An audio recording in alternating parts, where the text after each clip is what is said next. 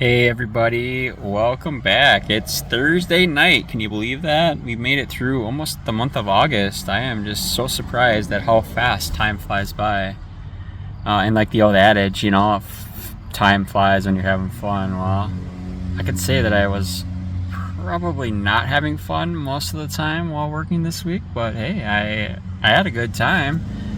Made some money, got one more day tomorrow, and then the weekend's coming, and then we're gonna go to the fair on Sunday, and I got a benefit ride, money raising ride tomorrow. Yeah, this week working the farm has been very insightful. Like, to see all those machines running and to be on the same page as a huge operation like that is, I don't know, it's like it's humbling almost in a way to know that there's so many bigger things going on in this world than little old me, right? I just get to sit on a forklift, push levers, take orders, and do my job, right? And make sure that the machines keep running in order to keep the flow of the potatoes going. Because in harvest, you have to realize that there is a synchronization of machines and ideas, because you have to think from the potato wagon bringing the potatoes into the farm. Sorry, somebody pulled in my driveway. They must not have seen the sign that says, yeah, you're not welcome unless you're invited. So get the heck off my property.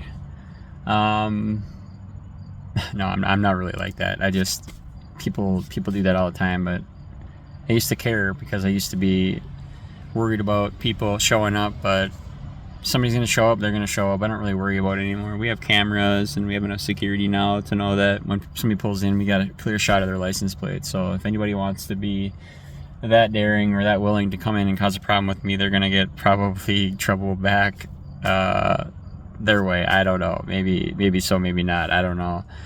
People like that have low vibration, right? They have a low, I don't want to say IQ, but a low spiritual IQ, right? They're not spiritually in tuned or aligned with, say, a one day at a time helpful recovery program, right? These people are calling other people's names, they're threatening lives, they're just saying obscene things, doing just random stuff, and those people are low vibrational people, right? Low energy, we'll call it.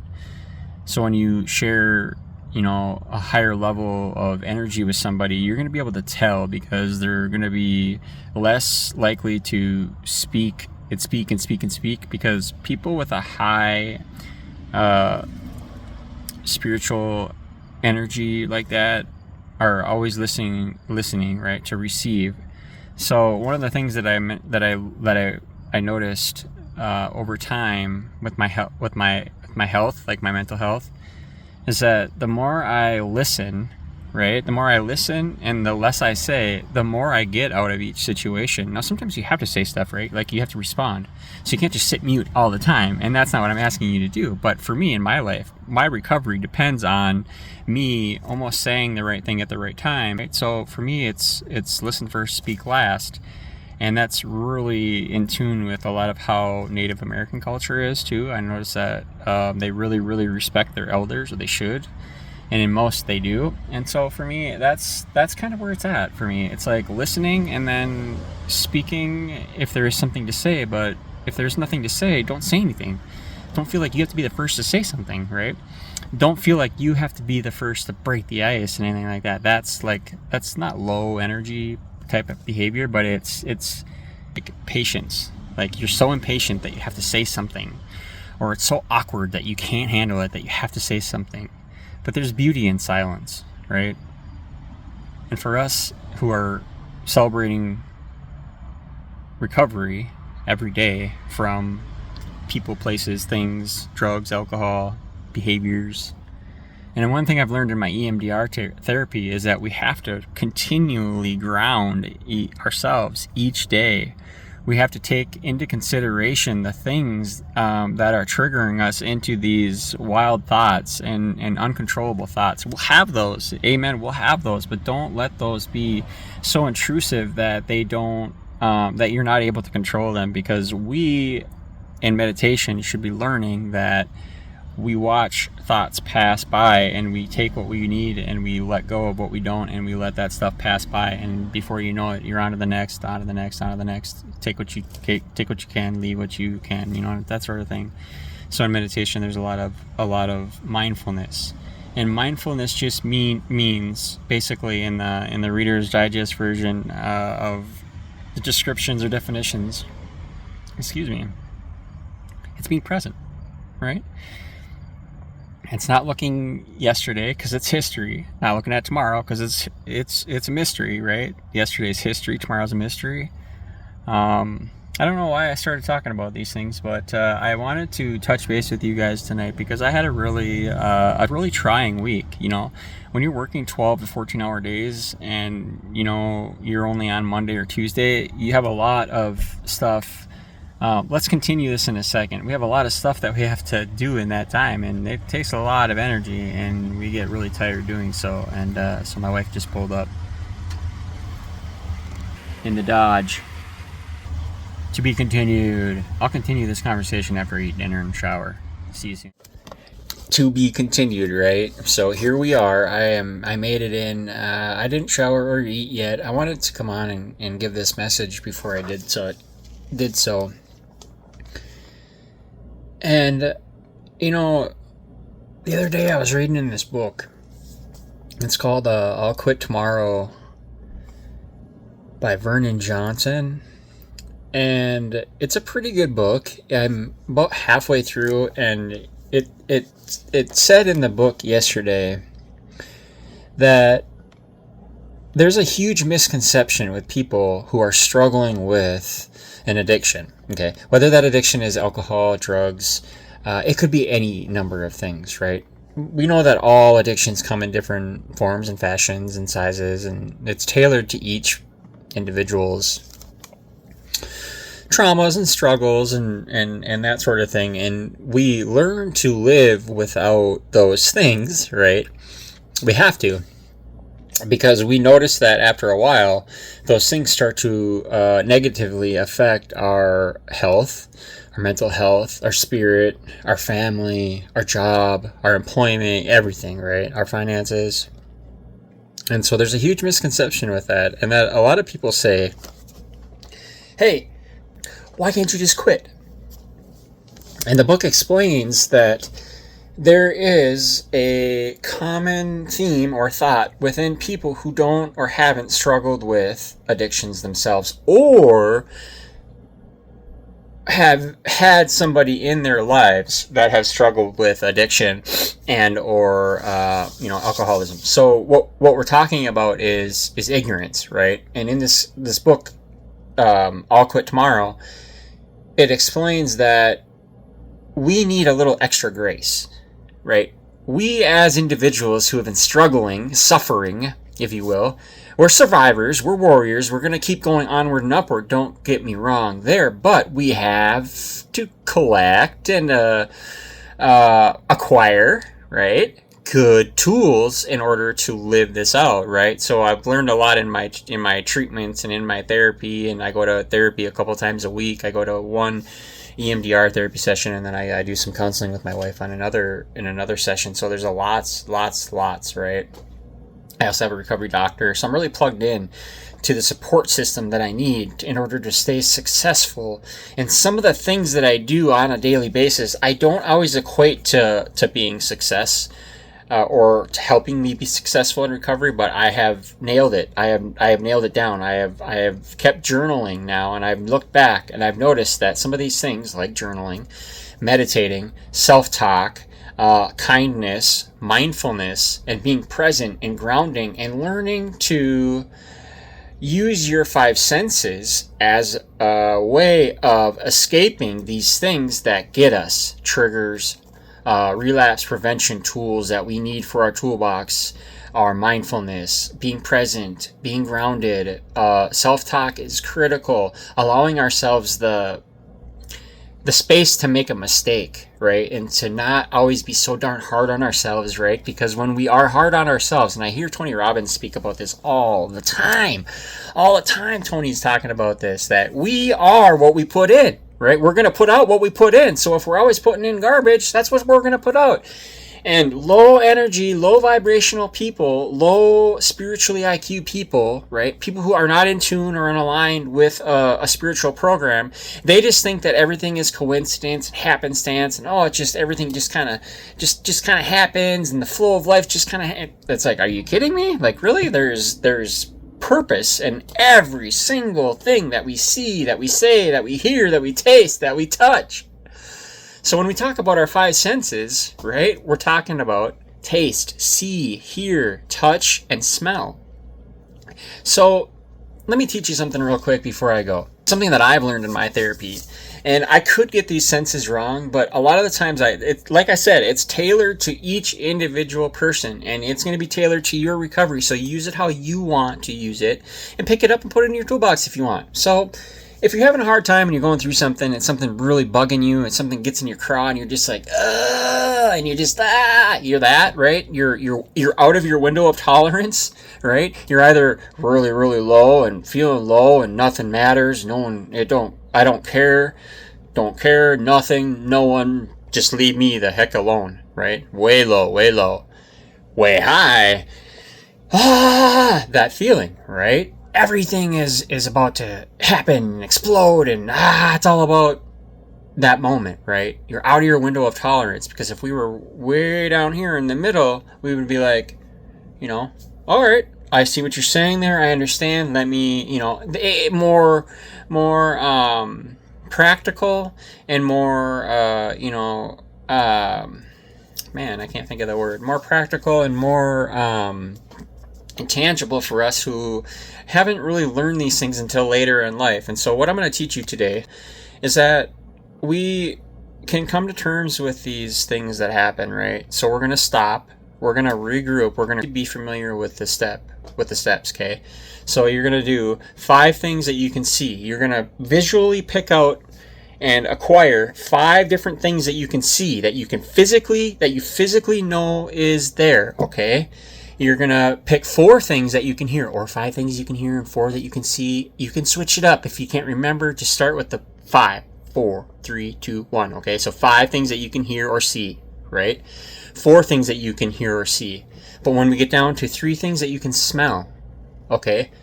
2 things that you can touch. So tangibly grab something and be like, I know this is this. I know this is an earplug. I know this is a spark plug gapper. I know this is a tweezers. I know this is a GoPro stand.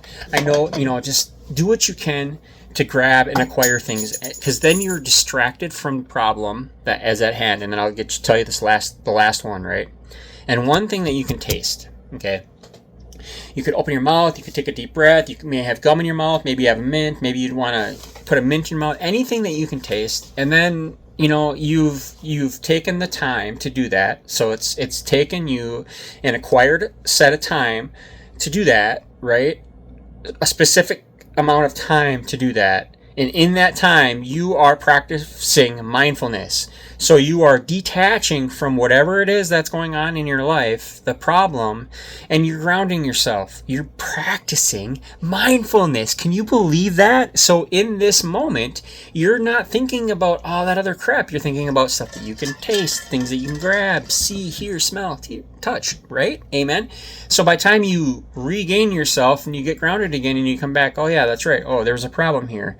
You've given the problem space between you and yourself and your emotions that you should be able to regroup. And that's just one step. I mean, that's just one thing, one tool for your toolbox that you do. And along with that, you have self-talk, you have kindness, you have meditation, you have telling yourself that it's going to be okay and that everything is going to work out. There has been nothing in this life or in this world that has overwhelmed you so much that it killed you or you died. It didn't. We're still here. The sun rose today, and I am thankful and grateful for that. So as we talk about these things in recovery and we live through life and things happen, right?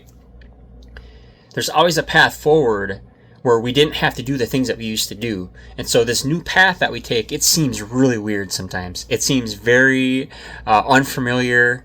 Sometimes even just, not the way to do things that we were used to doing the way we were used to doing, right? Because when we were alcoholics and addicts, now I haven't drank for almost 6.5 years. And I haven't used drugs in over 14 years. I just celebrated that on August 10th. 14 years from heroin and meth and prescription pain pills. So I've been down that road, and I turned around. I made a U-turn, right? I made the proverbial U-turn when I found out that Marissa was pregnant with our son. I made a decision. I had to. And I made that decision. And honestly, it was one of the better decisions that I've ever made, because stopping doing drugs, it also allowed me to get a lighter sentence after I got in trouble, and it also kept me out of prison, and it also kept me present as a father until my alcoholism blew up in probably 2016 to 2019 were probably my worst 3 years on this planet, and then culminating to a alcohol-induced seizure on in early April of 2019, and my wife had left with the kids. She had made a conscious decision to leave me be at the apartment, and she grabbed the kids and she left. And there was some frightening moments there for me, because I woke up in a hospital bed, and the weirdest thing was, the most divine thing of it all, is that my sister was there. My oldest little sister. I'm the oldest of 7.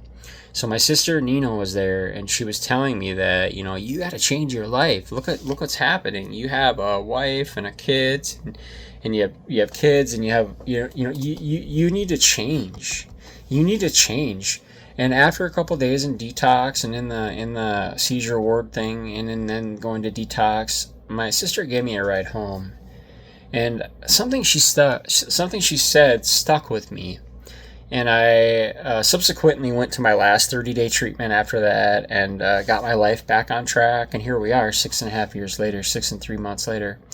And I'm spending it talking to you folks about some of the things that we can do to not have to go back to those things, because alcohol is a gateway drug, right? They talk about cannabis being a gateway drug, but that's not necessarily true in most cases, because not every household has cannabis laying around, right? Most households, I would say 75% of households, have alcohol, a beer in the fridge, a wine in the cupboard, liquor in the cooler, or whatever it is. It's around, and I don't care what people say. I know this to be true, because in most scenarios and situations that I've been in, I've noticed that. So when we look at some of the things that we used to do and some of the behaviors that we had when we were drinking, we no longer have any excuse to be acting like that, right? So we don't have alcohol or drugs to be inebriated or intoxicated with, so we act according to what we've been taught now in recovery, and some of us change and some of us don't. And so I've gone through the gambit. Is it gamut or gambit? I don't know which one it is. I looked it up one time, but it's an expression that I like to use. It's like, been through the gambit. It means you've been through it, right?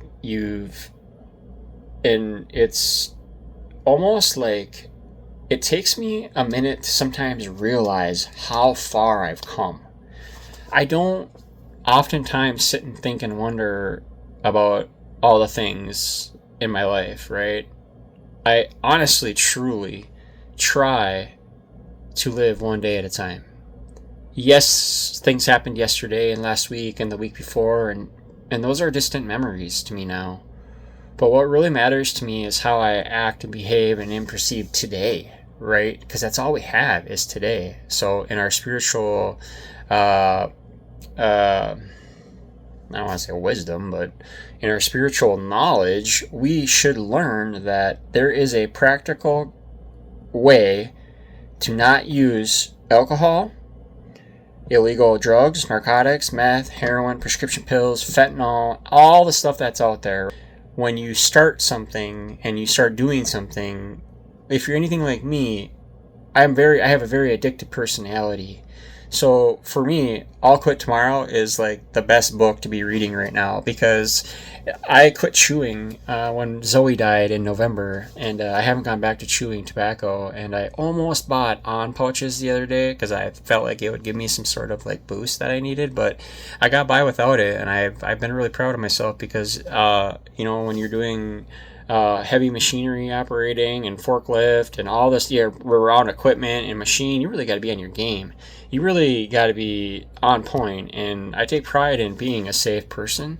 So I was even almost hesitant to drink coffee before I start my day, but by the time 9-10 o'clock comes, I'm like, yeah, I need coffee because I need to wake up and get moving. And I think that there are things out there, substances that we can take advantage of that are going to be a lot less potent than things that we used to do that really made our lives miserable, drugs, alcohol, that sort of thing. So listen, some of the things that we did with those things, like our behavior, wasn't so good, right? So, wow, 15 minutes. I'm sorry, guys. I didn't mean to take this much of your time up tonight, but I'm really appreciative of those people who listen to the message and are practicing a spiritual program, because I learn a lot from you guys, and there are a lot of people out there that maybe perhaps we disagree with. Indeed, I mean, obviously there's going to be people that disagree with me. But this is a channel where people are allowed to come on and say, hey, this works for me, this doesn't work for me. We talk a lot about blogging, we talk a lot about, alcoholism and drug addiction and 12 steps, and we talk a lot about everything on this channel. And for me, it comes, and on Facebook, and on my other little small channel that I have, Recovery Rocks, and there's all kinds of avenues and ways and means of sharing the message, because there isn't enough hope out there. And the other day, I'll leave you with this. I was listening to Tony Robbins, and he was saying that, when you don't have a hopeful outlook and you're going through life, it's almost like you have a lens on. It's almost like you have glasses on, and you're seeing things through a unappreciative or immature lens, or low vibration, low energy, just blah all the time, and everybody sucks and hate everything, and this is that sort of low vibrational, whatever you want to call it, right? It's like we go through our life and like everything is like that. Whereas if you translate that and you take off those lenses and put on a lens of like, hey, it's a new day, let's try this, or trying to find a solution to some of these problems that have been holding you back. So that's a revised edition of us, right? Of how we get to act in this life. And man, I tell you guys, I'm very appreciative of farmers. Yeah, I've worked on a farm for a number of years, and I've been on the farm a number of years, and I've never seen more dedicated, hardworking people that are fully and solely invested in that product, right? So that potato that comes down the line, everything is dependent on that potato going from a seed or another potato to the ground, and then being grown, and then being harvested, and then the real work begins, because you got to wash that potato, you got to dry it, you got to package it, and then you got to sell it. So the whole line of things that happen when you're a farmer, whether it's corn, wheat, soy, there's all kinds of crops. You have to be dedicated. You have to start in the spring, and you have to go till late fall, right? And even in the winter, you're working. So I think that we really have to take our hats off, and we really have to thank a farmer. If you haven't thanked a farmer lately, go out of your way to find one, even if it's somebody who isn't, there's people that are doing thousands of acres, and there's people that are doing a couple hundred of acres. There's people that are doing corn and soybeans and potatoes. Go out and thank a farmer. I appreciate you. Thanks for listening, you guys. We'll catch you on the next one. Oh, and I almost forgot to tell you guys, please go check out my vlog. Check out my videos. I post them, and then I just let them sit there. I post them. So I have so many videos, and I'm really the most proud of my vlog videos. Please check them out. I'd really appreciate it. I spent a lot of time videoing and vlogging and recording, and if I see something, I have a GoPro attachment to my motorcycle, and so I can just flip my GoPro up and hit on, and it records.